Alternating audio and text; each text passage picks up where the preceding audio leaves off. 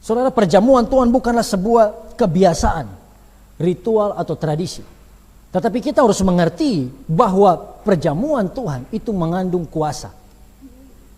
Perjamuan Tuhan, saudara, adalah tindakan kita di dalam kita memperingati, di dalam kita mengingat perbuatan Tuhan kita.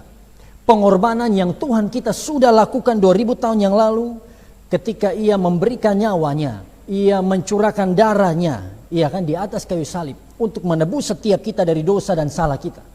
Oleh karena pengorbanan Tuhan, oleh kematian Tuhan, setiap kita bisa mengalami kehidupan yang kekal. Setiap kita mengalami pengampunan dari Tuhan. Tetapi ketika Paulus menulis ini di dalam ayat 27, barang siapa dengan cara yang tidak layak makan roti dan minum cawan Tuhan, ia berdosa terhadap tubuh dan darah Tuhan. Menurut konteks dari perkataan Paulus ini, kita harus mengerti apa yang dilakukan oleh jemaat Korintus sehingga Paulus menegur mereka keras. Apa yang mereka lakukan sehingga dikatakan bahwa mereka mengambil bagian dalam perjamuan dengan cara yang tidak layak.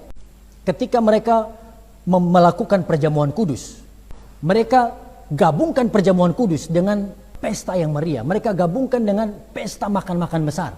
Perhatikan. Sehingga orang-orang yang kaya di antara jemaat itu, mereka bisa makan sepuasnya, mereka bisa bawa makanan sebanyak-banyaknya, dan mereka makan sampai kenyang. Tetapi orang-orang yang miskin, kekurangan makanan. Mereka tidak bisa makan apa-apa.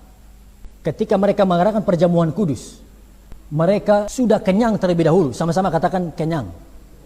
Kalau orang Kupang bilang kinyang. Nah itu. Mereka su kinyang, mereka su kenyang, baru mereka makan perjamuan kudus. Ada beberapa yang makan dalam keadaan mabuk. Jadi yang ada di pikiran mereka, there is no different. Tidak ada perbedaan antara makan makanan biasa, pesta biasa dengan perjamuan kudus. Itu hanya sebuah makanan tambahan. Itu hanya tradisi gereja.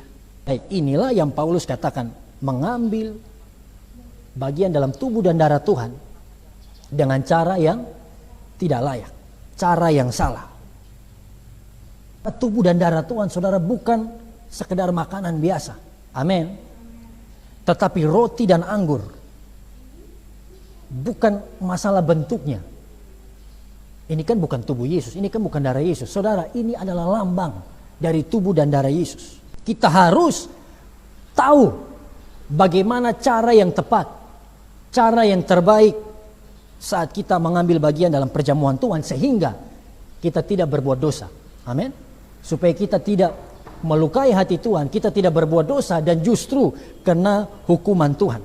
Ayat 29 ayat 30, karena barang siapa makan dan minum tanpa mengakui tubuh Tuhan, ia mendatangkan hukuman atas dirinya. Seperti jemaat di Korintus ini, mereka makan dan minum tanpa pengertian yang benar. Mereka makan dan minum sesudah mereka mabuk, sesudah mereka kenyang, dan mereka tidak mengalami kuasa dari perjamuan Tuhan. Apa hukumannya? Ayat 30. Sebab itu banyak di antara kamu yang lemah dan sakit, dan tidak sedikit yang meninggal. Kalau kita ambil bagian dalam perjamuan Tuhan dengan cara yang salah, cara yang tidak layak, kita bukan diberkati Tuhan, tetapi justru hukuman, kutukan yang akan terjadi dalam hidup kita, khususnya dalam tubuh jasmani kita. Inilah kesalahan jemaat di Korintus, dan ini peringatan bagi setiap kita. Kalau kita mau ambil bagian dengan cara yang layak, maka kita harus benar-benar mengerti apa arti dari perjamuan Tuhan. Amin. Paulus katakan, ketika kita makan dan minum tanpa mengakui tubuh Tuhan. Nah ini, sama-sama katakan mengakui.